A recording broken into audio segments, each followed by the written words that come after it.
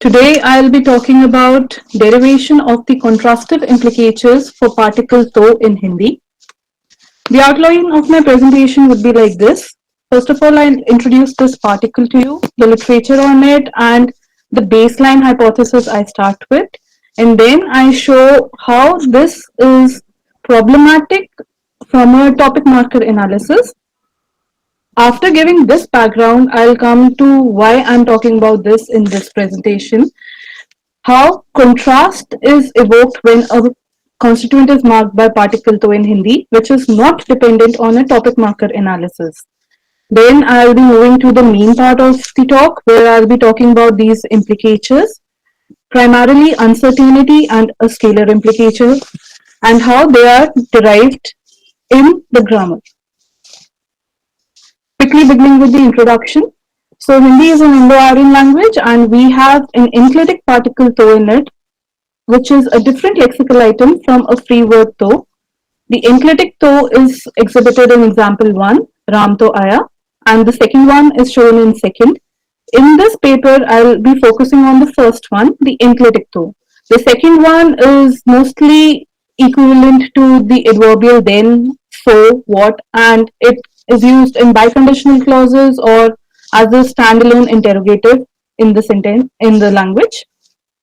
So this object of inquiry, enclitic to, first of all, it has no lexical meaning specified for it. Neither does it have any impact on the truth conditional meaning of the sentence it occurs in. For example, in sentence 1, this sentence will be true with or without to in a same set of in the same state of affairs of the world, keeping the truth conditions constant. This particle does not have any effect on the at issue content that is encoded by a proposition. The literature on this particle is limited. So we have literature which give a descriptive functional account of it, like Verma, Lakshmibai, who say that this enclitic particle to is an emphatic particle in the language. Monto gives a discursive particle interpretation to it, whereas within the generative tradition, Kidwai assumes this particle to be a morphological topic marker for the language. So, quickly going through this, Hindi to is assumed to be a morphological topic marker for the language, similar to Japanese wa or Korean nun. Topic is assumed to be the constituent about which that sentence is constructed. There is an aboutness criteria which links what the topic is and the sentence which is about the topic. Miyagawa proposes that, I think I'm running short of time, so I'll skip through the topic marker part. I'll exhibit the main claims through the data. So in focusing on the Hindi data from Kidwai, by saying that this particle is a topic marker, we are saying that topic particles have one property, a set anaphoric property, wherein we are referring to a contextually available set in the context and ascribing one property to it, which is encoded by the sentence. If the full set is represented and given the same property, then we get a thematic reading. And if only a part of that set is represented in the sentence, it gets an in contrast to relation with the remaining items of that set. And this licenses a contrastive topic reading.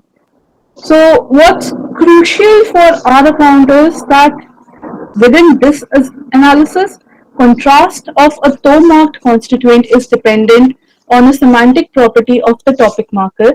Contrast is manifested because we are assuming that to is a topic particle. Moving on to the non-topical to-marked constituents and contrast. So I am proposing that this particle can mark a non, which I, in bigger research question, assume that it's not a topic marker per se for the language. In this paper, I'm going to talk about the implicatures which are evoked, which manifest this contrastive relationship. So for the present work, I am taking the topic definition proposed by Krivka as the baseline. Topical constituents are identified as the entity or the set of entities under which the information is expressed in the common ground intent. To fix the topical constituent in a sentence, I am adopting Neeleman and Vandikoot's Tell Me About X text. In this, we have a question answer pair or a two coherent declarative sentences. The first one fixes which constituent is going to be getting the topic interpretation, that is the X constituent, and the second one will be pragmatically felicitous only if that receives the topic interpretation. Applying this test to Hindi, in example 7 we say when speaker A is saying tell me about Rahul, मुझे राहुल के बारे में बताओ. Speaker B, if when he says Rahul ने सेब खाया, perfect. Example 8. Now when the speaker is putting apple, सेब as the topical constituent in the tell me about X template, मुझे सेब के बारे में बताओ. Saying the sentence as uttered by speaker B, Rahul ne seb khaya, is pragmatically infelicitous. The felicitous one would be when we have speaker C saying, seb, Rahul ne khaya, the apple Rahul ate.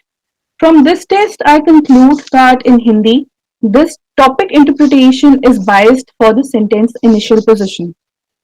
From this, I take the in situ object nominal position to be one which is not biased for a topic interpretation, and then I tweak that. See the example 9, where we have the context saying a customer has ordered fish and chicken for lunch at a restaurant. After that customer left, the chef who knew that customer asks the waiter, tell me about that person next, what did he eat? Now this context is itself invoking the tell me about X template, and we have that person being marked as the topical constituent of the succeeding sentence.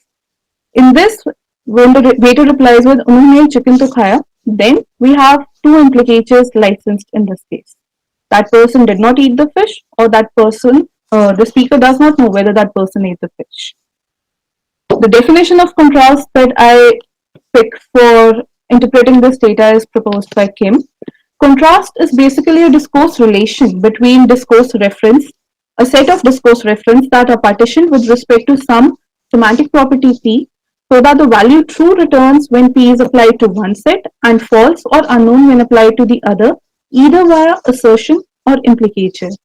I am proposing that in these non-topical pure contrastive interpretation linked to in situ toe-marked constituent, this is licensed via implicatures, and the relevant part of the mechanism is in front of you. The assertion is saying that this property of being eaten by the customer when applied to the element chicken return is true as encoded by the sentence, and then we have this property applying to fish resulting in resulting into an unknown value, that is the uncertainty implicature, and false the scalar implicature. From this, I am also concluding that contrast is not contingent on a topic marker assumption of particle though. Contrast independently arises because of the total meaning of that proposition and the peak element, the total meaning of that assertion, and the Greichian maxims of conversation or the cooperative principles which are assumed to govern how a coherent discourse proceeds with. So, seminal work by Grice, he proposes that our discourse is governed by a set of rules, maxims of conversation, maxim of quality, quantity, relation, and manner. All of these are condensed into one cooperative principle that the speaker should make a conversational contribution such as is required at the stage at which it occurs by the accepted person or purpose or direction of talk exchange in which one is exchanged. So our discourse is structured so that we have a pragmatic assumption. All the discourse participants are cooperative. They know these maxims of conversation and they adhere to them. Implicatures are the inferences that are evoked based on the adherence to or violation of certain maxims of conversation. Now, implicatures are also of two types, conventional or conversational. Conventional implicatures are triggered by the conventional meaning associated with a particular lexical item. For example, in a sentence like she is Russian but she can speak English, this lexical meaning of but, which encodes a lexical contrast, is licensing implicature that Russians are not known to speak English well. One possible implicature which could be invoked in this. In contrast, conversational implicatures, as I said previously, they are evoked by the interaction of the semantic content of the proposition and the cooperative principle. These implicatures, they are not tied to one lexical item, so they can be cancelled without evoking logical contradiction. They are calculable, and since they arise because of a certain process being followed. The proposal of this paper is contrastive implicatures of the type we saw. When they are obtained, they are conversational implicatures. They are not triggered by meaning of though, and they are contingent on a contextually available set of alternative entities. Focusing first on the uncertainty implicature, keeping the context same as example 9, we saw that in an uncertainty implicature was evoked like the speaker does not know whether that person ate the fish or not. So uncertainty implicatures are the simplest to be evoked. Speaker is conveying their epistemic state of knowledge. Hello? Hello? Yeah, we can hear you. You have a few minutes more. Ojaswee, go ahead. Yes, thank you. So uncertainty implicature arises when a speaker is conveying their epistemic state of knowledge, what they are certain about and not. Because they have to adhere to the maxims, they are going to encode what they are certain about being faithful and true. But they may evoke that something which is relevant, but they are not sure about what the status of that is. The more interesting one is the scalar implicature. Lot of research is available on this in linguistics. Scalar implicatures can be defined as an implicature which is triggered by a violation of maximum of quantity based on the use of an informationally weaker term on an implicational scale. Breaking down this definition, a scale basically is an ordering of lexical items based on their informational or logical strength, a type of semantic scale, or some context specific criteria, a pragmatic scale. The most common example of a semantic scale is the scale formed by English linguistic elements, some and all.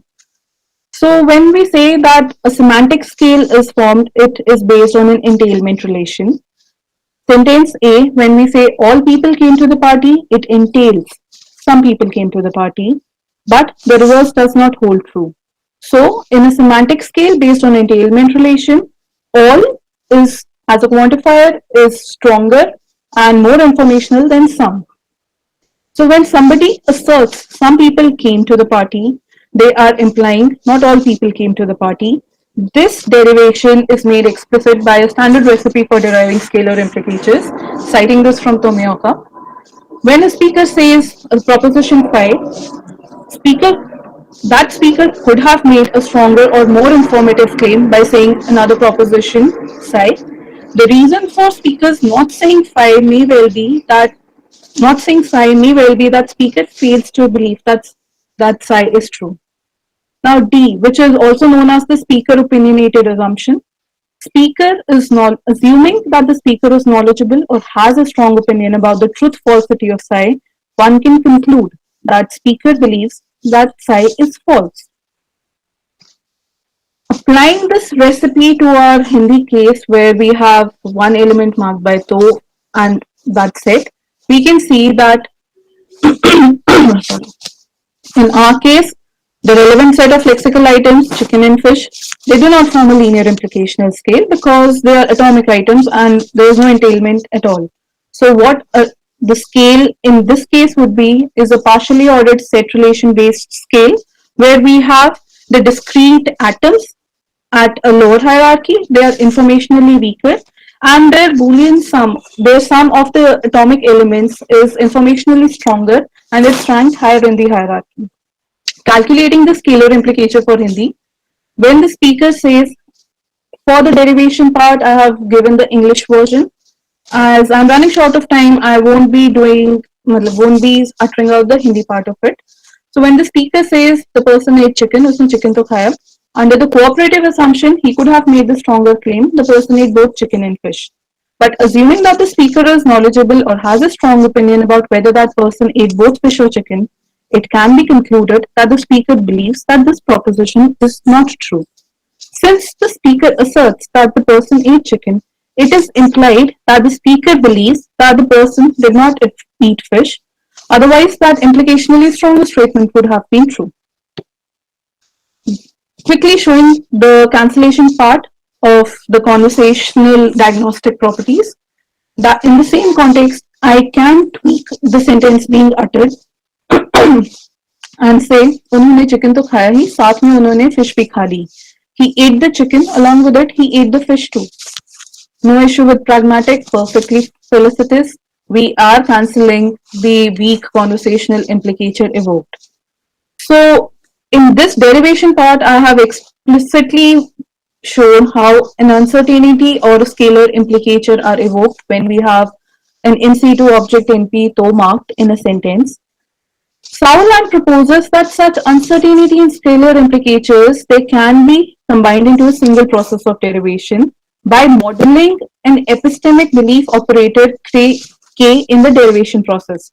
If we go back and see clearly, uncertainty implicature has the form negation K psi. It is not the case that the speaker believes psi. Scalar implicature has in comparison the form K negation psi. The speaker believes that it is not the case that phi. Sauerland proposes, and I assume the same, that an epistemic switch happens, which is made explicit by the additional contextual information provided so that we don't have any contradiction of the primary implicatures. That switches this primary implicature into the secondary implicature, and they both are in fact part of one process of derivation. So concluding, in this talk, I have shown that toe-marked constituent contra the topic marker analysis can receive a pure contrastive interpretation that is not dependent on a topic interpretation. The evoked contrastive implicatures are uncertainty and scalar implicatures. These implicatures are conversational, not tied to the meaning of toe, calculable as well as cancelable. And made I have adopted Tomioka's standard recipe of scalar implicatures to propose a derivational mechanism for these, which is based on the maxims of Greichen maxims as well as assuming the speaker's opinionated assumption. And I have shown that for the type of data we saw, our implicational scale can't be a linear scale, but it has to be based on a posit relationship. These are my references. Thank you. My question is in literature on scalar implicature, uh, it has been familiarly linked to deriving, the distinction between inclusive and exclusive disjunction in natural languages. So where you are talking about the contrast. So and to get that difference that in mathematical logic you get only exclusive disjunction, in natural language it gives you inclusive disjunction as well. So in languages like Hindi, Bangla, the kind of languages you're looking at which have toe marking, we usually think of markers like ya or ki as disjunction operators. We don't think of to as a disjunction operator, right?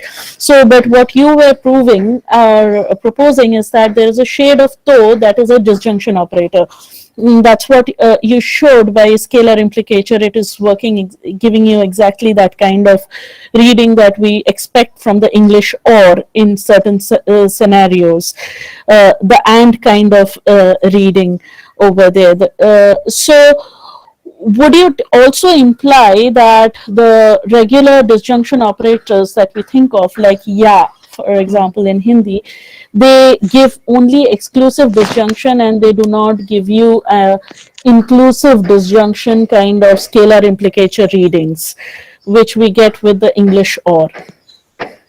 Okay, so that was a big question. So that was a big question. Let me unpack it a bit. The type of scalar implication literature you are referring to may be different from the one I have in mind. So, okay. The literature that I have seen, those that propose that my primary aim is that there is not a topic particle. Literature says that these elements that function like a contrastive topic marker, they license scalar implicatures. And there, the proposal is that we have conjunctive alternate questions or disjunctive alternate questions preceding it. In case of contrastive topic marker proposals, they say that because we have this type of uncertainty implicature also, which is anti-exhaustive in nature, Yeah. the preceding thing would have to be analyzed as something which is conjunctive, because if it was a disjunctive operator, then we would have received the exhaustivity implicature. One of the disjuncts was answered, our question was over. It is conjunctive, so we have some elements which are still unanswered for in the alternative set. So I think throughout your question, in that logic, in the natural language, so is marking not the logical disjunction or conjunction operator, but it is marking a type of conjunction operator Yeah. preceding to it, not the Yeah. disjunction operator. And the last question, the follow-up question that you say, yeah, would have yeah won't be an exclusive disjunction operator, because see, the type of thinking that I have developed, I see whether it can be followed by something which cancels the previous implication. So if X, yeah, B had to have an exclusive disjunction operator analysis so that it implied a disjunction and hence an exhaustive implication, then I should not be able to follow it up with something that negates that exhaustivity. But it can be cancelled out. So तुम चाय पियोगे या coffee? मैं Yeah. दोनों लूंगा. Yeah. That is So possible. yes, so That is through that felicitous. line of thinking, So then it works like the English or in the ya is acting like English or in that case. sort of. Yeah. So yeah, the literature I was referring to here was something like Lawrence Horn.